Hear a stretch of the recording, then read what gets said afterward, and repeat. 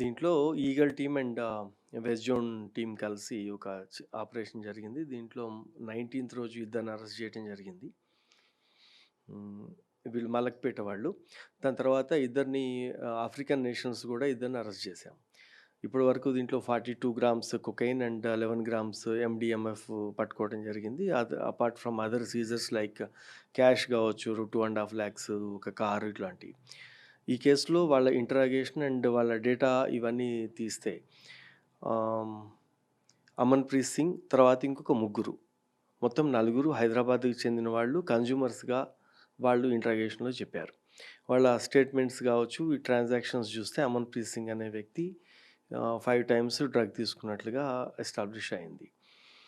ఇది ప్రాథమికంగా అతని కోసం వెళ్ళి వెరిఫై చేయడానికి, నోటీస్ సర్వ్ చేయడానికి వెళ్తే అతను లేడు, టీం పెట్టాము. తర్వాత ఈ డ్రగ్ అసలు మెయిన్‌ది ముంబై నుంచి వచ్చింది. ఈగల్ టీం వాళ్ళు వీళ్ళు ట్రాక్ చేస్తున్నారు వాళ్ళందరినీ. ఇది సార్, ఎక్కడ డ్రగ్స్ దొరికినా కూడా నైజీరియాకి సంబంధించినటువంటి ఆనవాళ్ళు, ఆఫ్రికాకి సంబంధించిన దేశస్తుల ఆనవాళ్ళు ఉంటాయి. వాళ్ళే ఎక్కువగా ఈ డ్రగ్స్ సప్లై చేస్తున్నారు. సో, వారిపైన ఎట్లాంటి నిఘా ఉంది? ఇప్పుడు ఎప్పుడు డ్రగ్ దాంట్లో ఎవరన్నా దొరికినా లేకపోతే డిపోర్టేషన్ మీకు తెలుసు.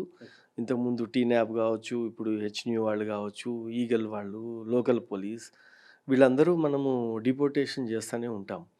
వాళ్ళకి ఇది ఇక్కడ ఈజీ మనీ అదొకటే ఉంది కాబట్టి కేస్ అయితే కూడా ఒక కేస్ అయితే ఇంకో కేసు కూడా పెట్టించుకొని వాడు ఇక్కడ జైలు లేకపోతే బెయిల్ మీద ఇక్కడే ఉండి ఇదే మనీ ఈజీ మనీ కోసం వీళ్ళు ఇక్కడే కంటిన్యూ అవుతున్న మాట కూడా నిజం.